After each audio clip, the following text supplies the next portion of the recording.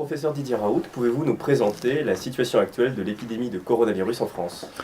Tout d'abord, le premier point que je voudrais souligner, et je pense que mon équipe a le même sentiment, c'est que je suis d'une certaine façon incroyablement rassuré par le comportement des gens que je vois. Je trouve ça inouï, je trouve qu'on a un soutien extraordinaire, une bienveillance extraordinaire, nombre de messages au soutien, on a des bénévoles, on a des gens qui nous envoient des cadeaux, qui nous encouragent.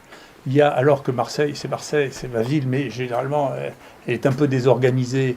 Il y a ici un respect de l'organisation, de la discipline pour les patients. On a 4 fils, tout le monde suit. Il y a des gens extrêmement célèbres que vous rêveriez d'avoir sur un plateau télé qui font la queue comme tout le monde, sans rien dire.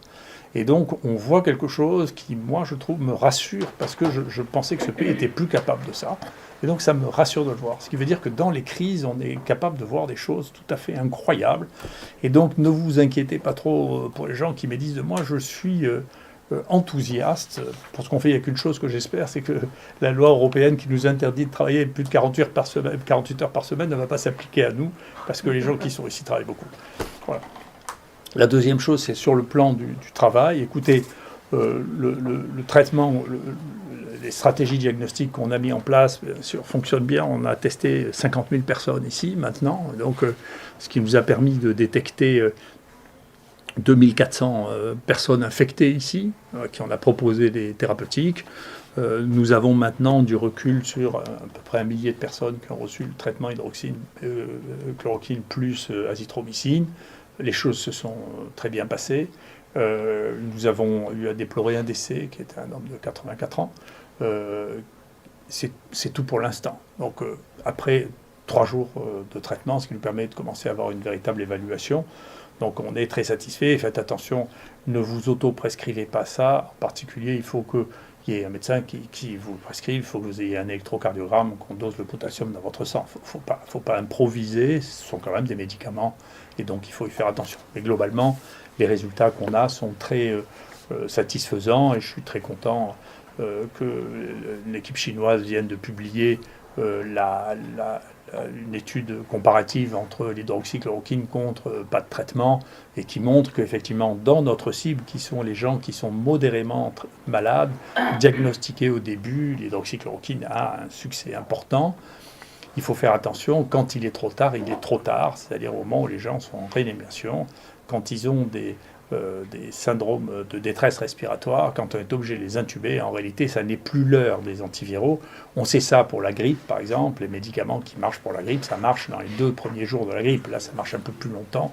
Mais c'est au début qu'il faut lutter contre les virus. Une fois que les lésions sont faites, elles sont un peu irréversibles et on n'arrive plus à les arrêter. Donc, nous, on continue à avoir des données, comme les Chinois, qui montrent que quand on soigne, on détecte les gens, quand on les soigne au début de la maladie, on a des résultats qui évite une évolution défavorable, et on est content que les choses aillent dans ce sens-là. Donc c'est ce que nous avons maintenant et ce dont nous sommes contents en termes de résultats. Bien entendu, on communique ces résultats quotidiennement au ministère de la Santé, à nos autorités de santé, de manière à ce qu'ils en tiennent compte pour les décisions qu'ils ont à prendre.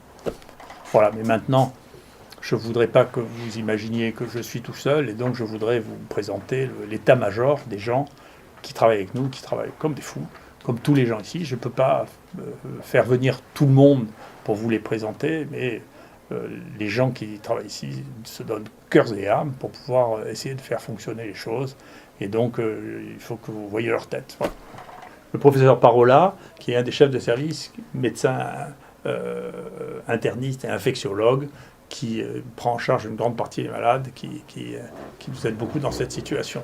Yolande Obadia, qui est la présidente de notre conseil, qui nous aide énormément pour la logistique, la saisie des données, l'organisation avec les partenaires environnants. Philippe Colson, qui supervise toutes les PCR et tous les examens biologiques du laboratoire. Il a un travail de fou. Lui, il a dépassé les 70 heures par semaine. Philippe Brouki, qui est le coordinateur de l'ensemble du pôle au niveau des maladies infectieuses, qui est un infectiologue et qui est en relation directe avec le ministère pour tous les essais, toutes les stratégies thérapeutiques. Bernard Lascola, qui est le virologue qui s'occupe de toute l'isolement, les isolements de virus. Il a isolé plus de 600 virus du coronavirus. Il a fait tous les tests de sensibilité aux antiviraux qui ont montré une activité extraordinaire de l'association de l'hydroxychloroquine plus l'azithromycine sur les virus à l'intérieur des cellules, qui nous a conforté dans le fait que c'était probablement la meilleure association de toutes. Philippe Gautret, qui s'occupe de toutes les cohortes, de l'analyse des données, de la mise en forme des tests statistiques et qui travaille aussi jour et nuit pour répondre aux demandes un peu exigeantes que je formule en termes de rapidité. Florence Fénola, qui est professeur de microbiologie, qui dirige le comité de lutte contre l'infection nosocomiale et qui essaie d'organiser les rapports avec les gens qui sont un peu affolés dans les hôpitaux par cette épidémie et qu'il fait avec beaucoup de bienveillance et d'efficacité. Mathieu Millon, qui est un de nos jeunes professeurs, qui a la responsabilité de tout ce qui est hôpital de jour actuellement pour pouvoir gérer tous les patients qui se présentent. Hervé Tissot-Dupont, qui a la responsabilité, qui est médecin praticien hospitalier et qui a la responsabilité des consultations et de l'organisation des consultations et qui arrive à faire une fluidité tout à fait inouïe. Il passe plus de 800 personnes par jour pour pouvoir les prélever et organiser le rendu des résultats. Jean-Christophe Lagier, qui est un de nos jeunes professeurs de maladies infectieuses, qui est aussi chef de service et qui gère au jour le jour l'ensemble des patients infectés. Il faut savoir que sur nos 75 lits, avec lui, Philippe Parola, ils doivent organiser que à peu près un tiers des patients est réaffecté dès qu'il n'est plus contagieux sur d'autres services. Pierre-Édouard Fournier, qui s'occupe plus particulièrement du diagnostic moléculaire et de la sécurité pour l'ensemble des patients et des soignants et qui arrive à trouver des issues et des solutions là où personne n'arrive à en trouver pour ce qui est équipement, test. Et quand les gens nous demandent par quelle magie on arrive à faire autant de tests, une partie du fait que c'est lui le magicien. Michel Drancourt, qui est le plus ancien de mes collaborateurs, avec qui nous travaillons depuis 35 ans ensemble et qui me seconde à chaque étape et à chaque moment, en particulier en ce moment dans la réorganisation du laboratoire. Pour faire face aux besoins, nous avons besoin de changer pratiquement tous les jours l'organisation du laboratoire pour faire face à l'augmentation de la nécessité. Jean-Marc Rollin est notre spécialiste des anti-infectieux, qu'il s'agisse des antibactériens ou des antiviraux. Il a une collection de molécules à tester absolument considérable et un suivi de tout ce qu'il est possible d'utiliser dans des conditions de soins immédiats, c'est-à-dire durant le cours de l'épidémie parmi les molécules qui existent déjà.